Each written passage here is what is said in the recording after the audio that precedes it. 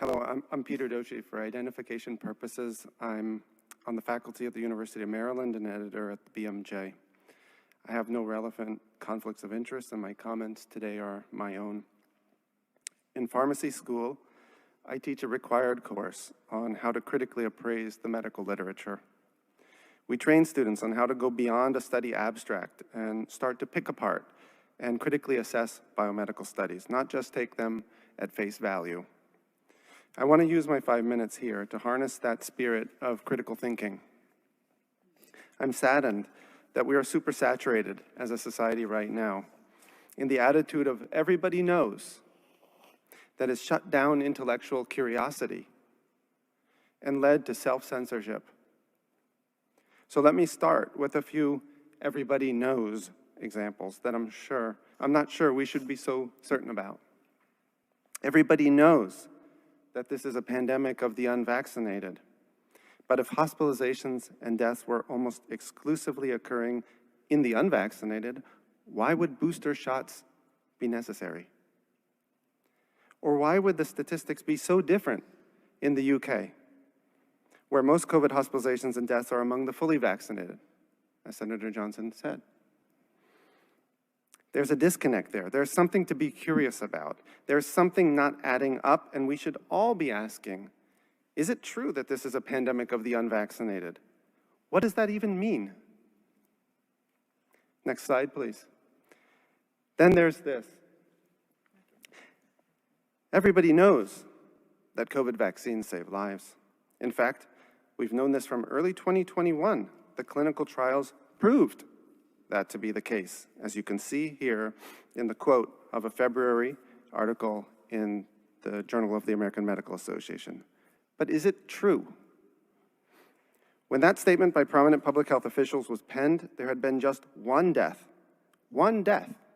across the 70,000 Pfizer and Moderna trial participants. Today we have more data, and you can see that there were similar numbers of deaths in the vaccine and placebo groups. The trials did not show a reduction in death. Even for COVID deaths, as opposed to other causes, the evidence is flimsy, with just 2 deaths in the placebo group versus 1 in the vaccine group. My point is not that I know the truth about what the vaccine can and cannot do. My point is that those who claimed the trials showed the vaccines were highly effective in saving lives were wrong. The trials did not demonstrate this. Next slide, please. Now let's talk about anti-vaxxers. Everybody knows you should discount what anti-vaxxers have to say. But what does the term mean? The Merriam-Webster dictionary defines it as, quote, a person who opposes the use of vaccines or regulations mandating vaccination. The first part of the definition, I expected. The second part stunned me. There are entire countries from the United Kingdom to Japan which do not mandate childhood vaccines. Both achieve high levels of vaccination, just not through regulations mandating vaccines. There are no mandates there, and I would wager that a large minority, perhaps a majority of the world's population meets the definition here of an anti-vaxxer. Another definition worth checking is vaccine. Next slide, please. I am one of the academics that argues that these mRNA products, which everybody calls vaccines, are qualitatively different than standard vaccines. And so I found it fascinating to learn that Merriam-Webster changed its definition of vaccine early this year. mRNA products did not meet the definition of vaccine that has been in place for 15 years at Merriam-Webster, but the definition was expanded such that mRNA products are now vaccines. I highlight this to ask a question. How would you feel about mandating COVID vaccines if we didn't call them vaccines? What if these injections were called drugs instead? So here's the scenario. We have this drug, and we have evidence that it doesn't prevent infection, nor does it stop viral transmission. But the drug is understood to reduce your risk of becoming very sick and dying of COVID.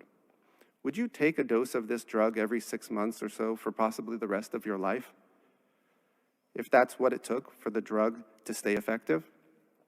Would you not just take this drug yourself, but support regulations mandating that everybody else around you take this drug?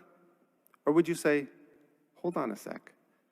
Maybe you'd say that if that's all the drug does, why not use a normal medicine instead? The kind we take when we're sick and want to get better. And why would you mandate it? The point is, just because we call it a vaccine doesn't mean we should assume these new products are just like all other childhood vaccines which get mandated. Each product is a different product, and if people are okay with mandating something simply because it's a vaccine and we mandate other vaccines, so why shouldn't we mandate this? I think it's time to inject some critical thinking into that conversation, and that is what I hope we're doing today. Thank you.